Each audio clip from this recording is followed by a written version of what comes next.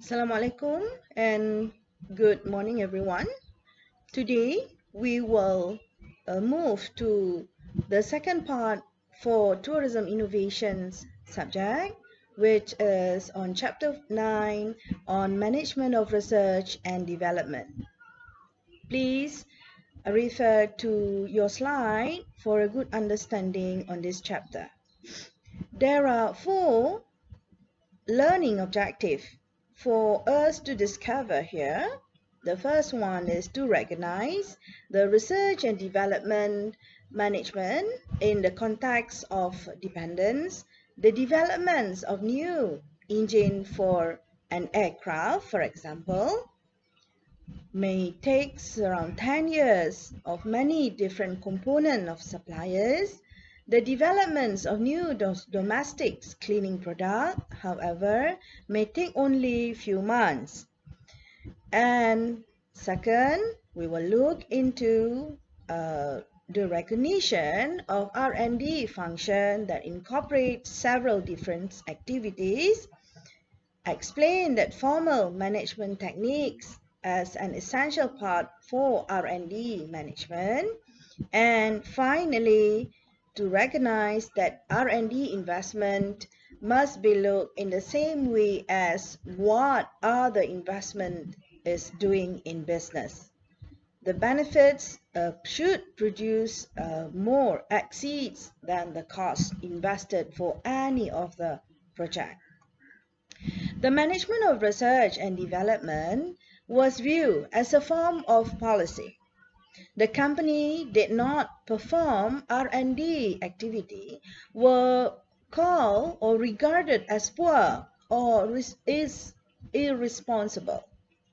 In the development for research and development generate business opportunity for the business that can further exploit through the potential application of science and technology.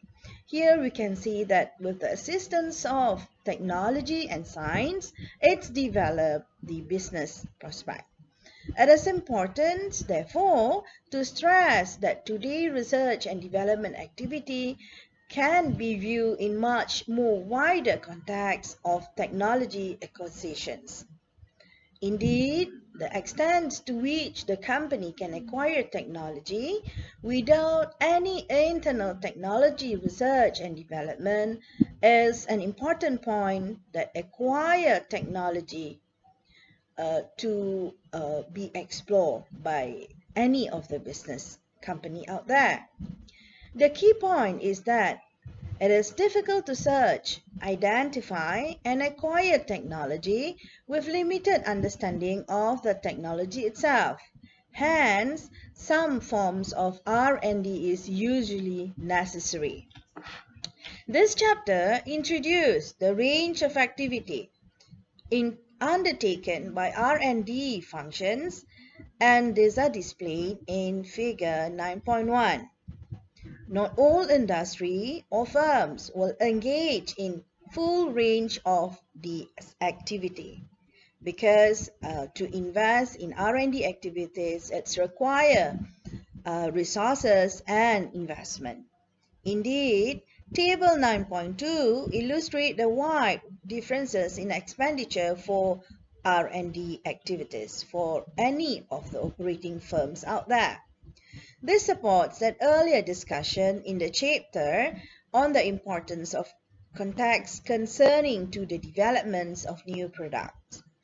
Another important point to stress here is that it's good management, that a good management is essential part for R&D.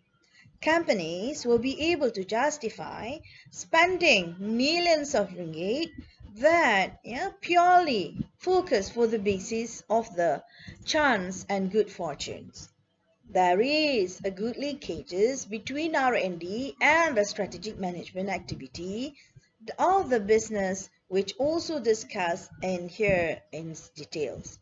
These present its own set of challenges in terms of deciding on the areas to invest for R&D investment.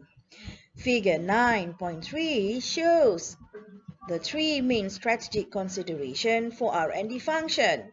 Most companies try to manage a balanced activity, but you have to know that in business management, it is required for everyone to be alert and aware of the nature pressure that plays on the management itself for the developments of R&D activities.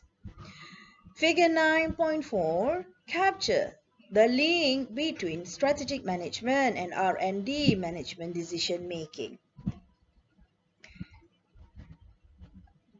This look at the case study, or a company that generates 1 million profit. Let's think about this. A company that generates 1 million profit. How can this R&D director convince that the other director to invest this money into R&D activity? The sales director will make a strong case in more sales staff will lead to more sales generation. And the IT director will explain that more investment in IT will help to reduce costs and improve business efficiency. These illustrations connect the reality of the situations. All groups within a firm have to fight for resources. There are limited resources to be used in only any of the operations of the company. That is why some firms have or believe that negotiation skills are important to be taught in the university. This is a sharp reminder of a life in business. Now, another question for you to look at is, let's think about this. With product incorporating technology from increasing a diverse field, is it realistic to continue to believe that the firms can continue to be world leader in all of the area? Maybe they can rely on the suppliers to conduct on all of the research and development activity. But for a company development itself, they can't rely on the supplier. They have to make an effort to make a consistent and continuous R&D efforts and activities in order for them to further improve the business performance. Pushing new product development, for instance, down the supply chain is exactly what the automotive industry is doing, has been done for years. It can be operated by other industry as well. So look at the case study by the Sunday Times SME Export Track on the innovation action. This is an interesting combination of the usage of all technologies but delivering fantastic sales. So do discover that innovation actions, fastest growing export sales for 80 years of technology. This company incorporate or use old technology but to increase their sales performance. Right? So that's all covered. Chapter 9. Please go through the case notes, case study questions, discuss with your friends, with the pair, friends, group members, and discuss on the case study.